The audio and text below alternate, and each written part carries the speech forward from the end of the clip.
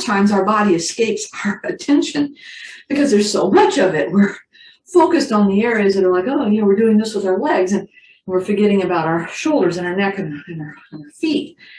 And the idea of advancing our yoga is that we embody ourselves more. So an advanced yoga is not a particular pose. An advanced yoga is the capacity of our ability to know and control what all the various parts of our body are doing. And we do hope that through the constancy of our practice, that some areas sort of get the idea and we're not always having to negotiate with them in position. But it's best to start this forward progress of our mind into our body, of this engagement, of this proprioceptive change, the ability to sense our body, with poses that we are somewhat familiar with, and with poses that have a level of difficulty that's very modifiable. Because we're best if we're in that mild to moderate range of difficulty and stretch and sensation, because then we have more control versus when we're in an extreme. So I'm going to start with a pose, triangle pose, one that we're fairly well versed with. We've been exposed to it several times. And so we start, and the first thing as we stand here, I want us to notice, where is the weight on the foot? Is it to the inside edge, big toe? Is it to the outside edge, little toe? Can you push your heels outward and create an even balance to the ball of the foot? And of course, we'll feel engagement in our legs, and we want to add to that elongated spine. And with that elongated spine, we're going to step our right leg back. Now, how far to step back? So my initial step back might be on target, but I've got to look and make sure that I have enough width that my pelvis could easily turn forward or it could turn backward. And then I bring our attention to it again. Where are our feet? Where is that balance? It shouldn't change just because this foot is behind us. We should be able to alter its position enough that an evenness across the ball of the foot and a heel pressing outward is still achievable.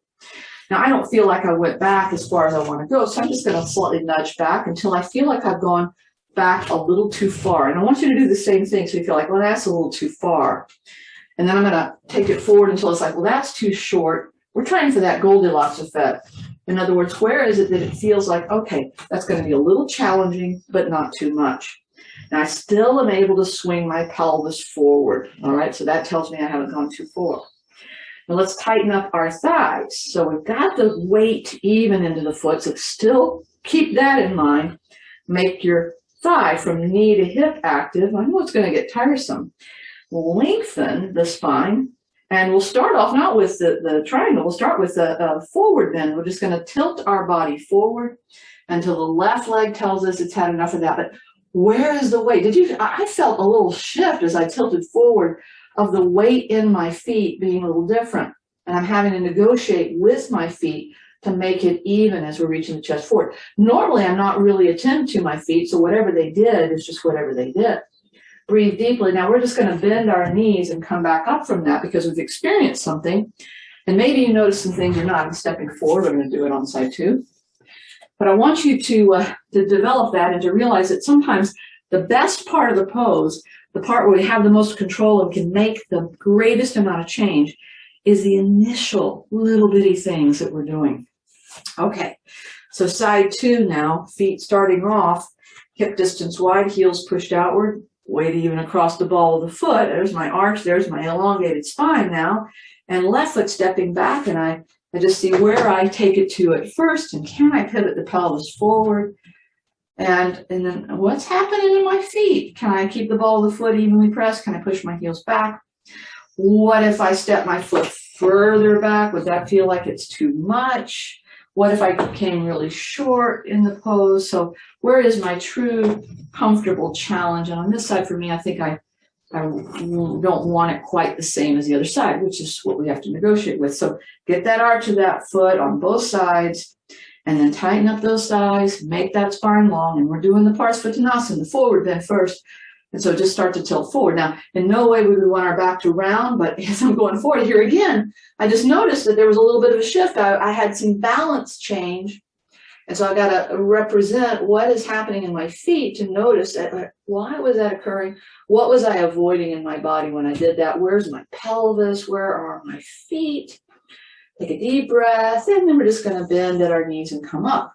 And the reason I have us do that bend at the knees is that I don't want us to hoist ourselves up but the very muscles that we're trying to soften and relax, I want them to stay comfortably relaxed. Okay, now we're going to go a little further. And in each of these, it's sort of like we're stacking plates or spinning plates, I should say. We're creating more and more of a mind into more parts of the body. So here I am, right leg stepping back, and I pretty much figured it out the first time, how far back I want to step back. We're making sure we've got ball of the foot pressure even, heels pressing out, thighs are tight, spine is lengthening. I'm going to go into that forward bend. But now, as I'm still, what happened to my feet? What's happening to my feet? As soon as I realize the left leg's not going to go any further, I just slide my left hand down. And that gives me a little bit of a brace point, and I lengthen my body, and I check out my feet, and then I bring my right shoulder above my left shoulder. Ooh, that made me lose my balance a little bit. Look out this side or look down. Hips could be a little forward, a little back. Does that change where you have the weight on the feet? So if I'm taking this pose from the ground upward with the arch preserved, what happens when I bring shoulder above shoulder? What happens if my chin is tucked or reached, turning down or out? Breathing deeply, and we will add the right arm lifting up if you like, so we can stretch toward the ceiling and toward the front of the mat. Take a deep breath, and then on the exhale, exit by lifting up through the arm. We're going to use a straight leg exit, and then step forward, because that's a nice way to come out of that. All right, side two. So here we go. So we start off with the feet, the foundation. Those are set. We're going to step our left foot backward. And we're going to find the feet again, so we get that nice stance that we worked with. Our thighs are tight, our spine is long. And then we're going to go into our forward bend. Now I'm watching, I'm more attentive to the fact that when I start to bend forward, my feet might change. And so this time I'm a little more in control of that. And then I'm going to slide my right hand down the leg when I don't feel any greater effort of going forward as possible. And then I lift my left shoulder above the right. I look out to the side or down. This time I didn't lose my balance, which it's all very meaningful, anything that's happening to us. Gain that arch of your foot back again if you've lost it, breathing deeply. Work the neck around. Notice what's happening, but feel it in the connection with the feet. Ooh. There we go. And then that left arm could be stretched upward, lifting the chest toward the front of the mat, finding the feet one more time, and then take a deep breath in. And then exhaling, and we're going to lift ourselves up from that and step forward and come back out of that. And it's like, ooh. Now, that can be a little bit exhausting to continue to work in that manner where we are just feet. But it's really good for us because it says that that is the foundation, that is just as important. And you might notice some interesting things in your back, in your legs, and even in your neck that are responding to the idea that the feet have been playing an unspoken role in all the poses, all the standing poses. Okay, let's come down. Now I'm going to have us come down. We're going to do a bit of a twist first to release some back and shoulder actions, and then we're going to release more in our shoulders as well. So we come down, and I'm going to ask you to spread your feet nice and wide, and then lengthen by leaning back. Okay. We're going to ask our legs to fold to the left. So the outside of the left leg is going to be brought down and the inside of the right leg is brought down. Now our weight is on the left hip, left outside of the leg. The right hip is away from the floor. But the right hip could be brought closer to the floor if my body shifted. Now, if we're particularly tight, we may find that shifting is going to lift up that knee, and that's just something to find out. But how far can you bring your right hip toward the floor without your left leg having to come up? And maybe you're saying, well, none. I've got to be leaning or else my hip starts to go up. And that's fine. It's self-discovery. But pull back and go forward until you find just the right position. What's the choice position?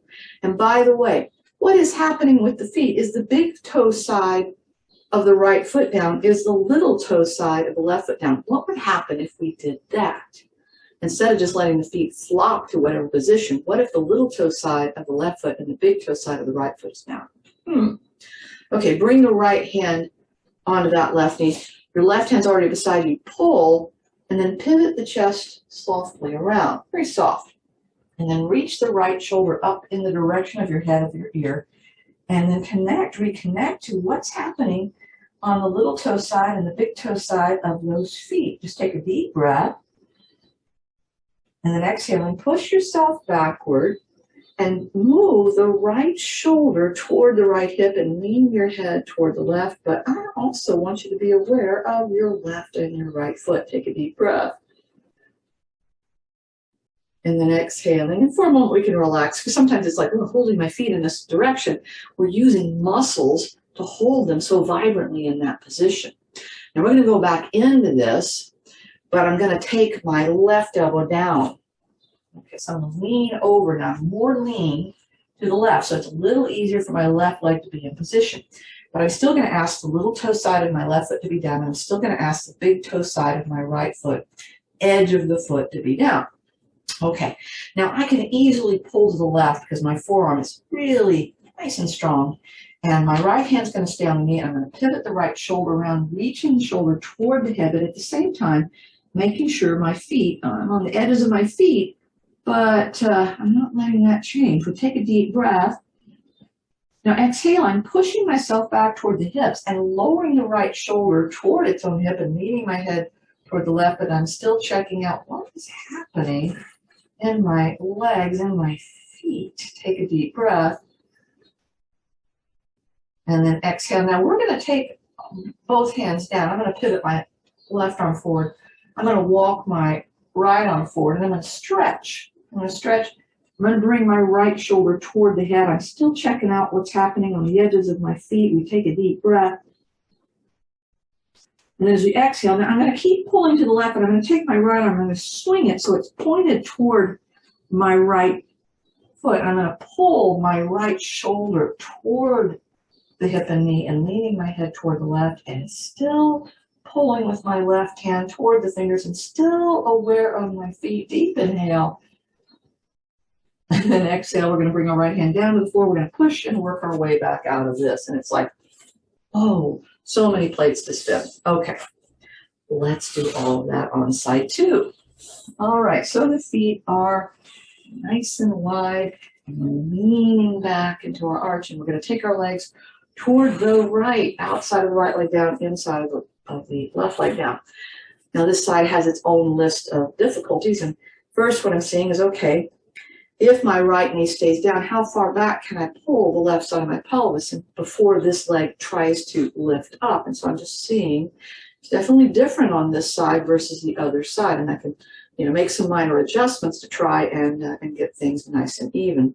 But then I'm saying, okay, I want the big toe side of my foot. The foot's almost as if it's against the wall there. And the little toe edge, I should say, edge might be the better thing, of my foot to be down. And that, for me, makes it a little bit difficult until I right-handed side begin to pull, and then my right knee came down a little bit more, but I keep the edges of the feet down. Left hand against the right knee, pulling toward the right, we bring that chest around, we reach that left shoulder toward our ear, we take a deep breath in. Where are your feet? And as we exhale, we move backward, and we just pull that left shoulder toward the hip. We lean our head a little bit to the right. We take a deep breath. And then we exhale and come out of that. And still, I want us to keep the weight on the edge, little toe and big toe edge. But now I'm going to ask us to bring our right elbow down and pull. That makes it much easier to pull to the right. Keep those feet in place, left hand to the knee. Pulling to the right, pivot the left shoulder around, reach the shoulder toward your head, take a deep breath. Exhaling, push backward, lower that left shoulder toward your hip, lean your head toward the right, check out the edges of your feet, take a deep breath.